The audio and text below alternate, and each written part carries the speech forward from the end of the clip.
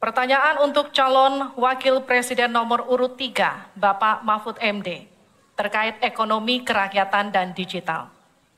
Digitalisasi membuka akses pasar yang lebih luas, tetapi juga berpotensi merugikan usaha mitra dan konsumen melalui penyalahgunaan data digital. Pertanyaannya, bagaimana kebijakan paslon untuk mengatasi hal tersebut? Waktu untuk menjawab 2 menit. Dimulai sejak Bapak menjawab. Kami persilakan. Baik, kalau kebijakan data digital, yang terakhir ini kita sudah punya 2 undang-undang yang baru, yaitu Undang-Undang PDP dan Undang-Undang ITE yang baru saja diresmikan. Tapi lebih dari itu, menurut saya digital atau ekonomi digital ini tidak bisa dihindarkan oleh siapapun. Oleh sebab itu, ya kita tidak bisa menolaknya. Tetapi harus berhati-hati. Karena terjadi disrupsi yang luar biasa dalam perkembangan digital ini. Saya menangani kasus misalnya pinjol. Di mana rakyat menjadi korban dari kegiatan ekonomi digital. Ada kripto misalnya. Kasus pinjol itu sendiri sungguh sangat problematik. Kenapa? Karena dia dibuat secara hukum perdata melalui gadget. Rakyat yang tidak tahu langsung bilang, kamu mau pinjam uang sekian? Yes. Bunganya sekian? Yes. Kalau tidak bayar sekian? Yes. Itu perdata. Dan itu banyak yang menjadi korban. Banyak yang sampai bunuh diri. Ada seorang dari Semarang, seorang guru, meminjam hanya 500 ribu, kemudian hutangnya menjadi 240 juta karena selalu bertambah bunganya. Kemudian ada yang sampai bunuh diri. Dalam hal pinjol ini ketika saya sampaikan ke Polri, tidak bisa Pak, itu hukum perdata. Ketika saya sampaikan ke OJK, OJK bilang itu bukan kewenangan kami. Itu bukan kewenangan kami karena mereka ilegal, tidak terdaftar.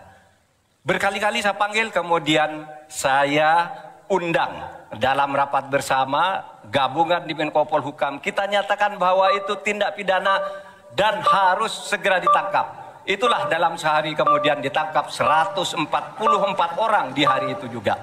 Sekian. Baik, tepat waktu. Selanjutnya kami berikan kesempatan kepada calon wakil presiden nomor urut 1 untuk memberikan tanggapan atas jawaban yang disampaikan oleh Pak Mahfud tadi. Silahkan Pak Muhaimin, waktu Anda 1 menit.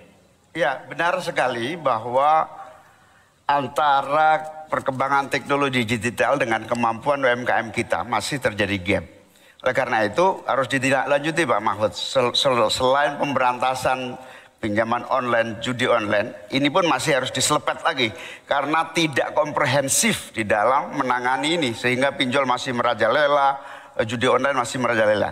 Yang lebih penting dari itu Pak Mahfud bahwa sebetulnya kemampuan untuk masuk pada dunia digital membutuhkan bantuan dari pemerintah untuk turun tangan.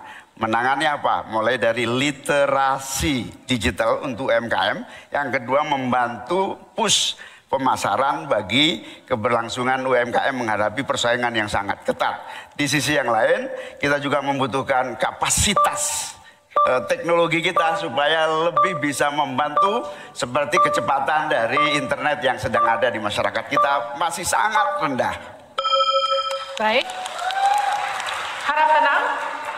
Selanjutnya kita akan beralih ke calon wakil presiden nomor urut 2, Bapak Gibran Raka Buming Raka untuk menanggapi. Waktu Bapak untuk menanggapi 1 menit, kita mulai sejak Bapak mulai berbicara. Baik, terima kasih. Mungkin kita juga harus hati-hati selain pinjol dan judi online, kita juga harus hati-hati untuk masalah pencurian data. Untuk itu harus kita kuatkan cyber security dan cyber defense kita. Itu sudah kita lakukan di Solo Technopark, ada sekolah cyber security.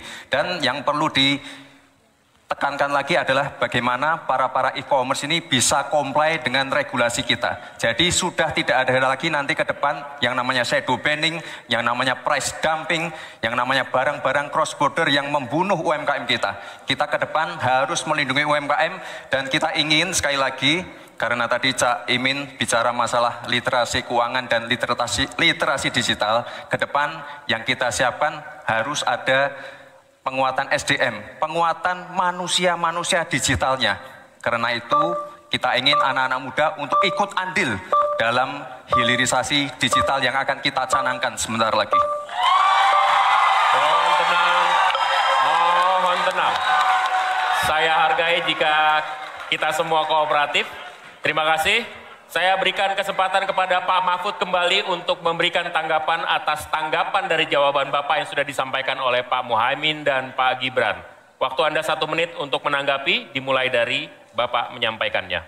Alhamdulillah apa yang diusulkan, ditambahkan oleh Cak Imin dan Mas Gibran itu sudah ada di visi misi kami semuanya. Tinggal baca itu.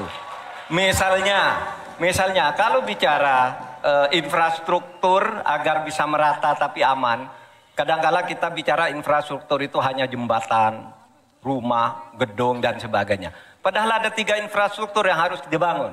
1 infrastruktur fisik seperti yang sekarang ada, lalu infrastruktur regulasi, kemudian infrastruktur digitalisasi. Itu penting dibangun ke depan. Sama terkait dengan itu sudah ada juga cyber security. Bahkan saya sendiri yang memimpin rapat di Menko Polhukam dengan memanggil pihak-pihak yang terkait dengan tugas-tugas ini agar cyber security ke depan ditegakkan dengan sebaik-baiknya agar kita tidak selalu kecolongan. Selesai. Mohon tenang, Harap tenang. belum selesai.